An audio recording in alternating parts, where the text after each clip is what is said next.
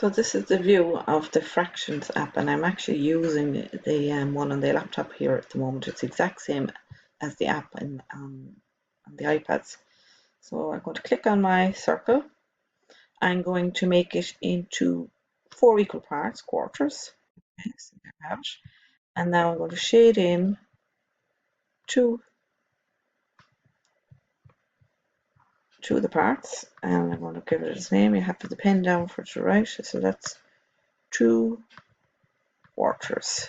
Okay, so I'm going to the pen up now. I want to get another circle. Now, the one you can get one, it goes right on top of the first one.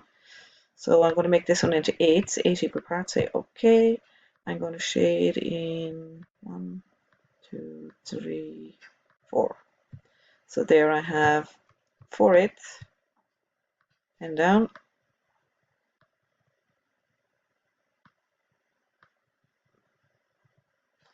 And just to show for equivalence, you can drag one circle on top of the other, and then you can, actually, I'm going to move them down a little bit.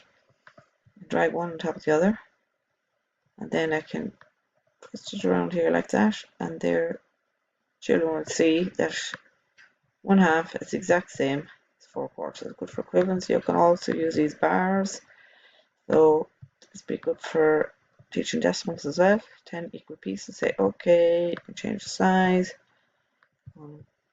Column 2, and I'll give it its name. It's 2/10.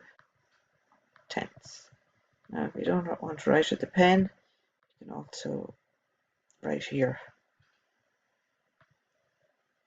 I don't know how you actually write a fraction, but you'll probably find out that. So that's just a very quick, simple refresh here. You can start over again. You can select one shape and bin it. You can duplicate, so I think you put a circle around it and click on duplicate.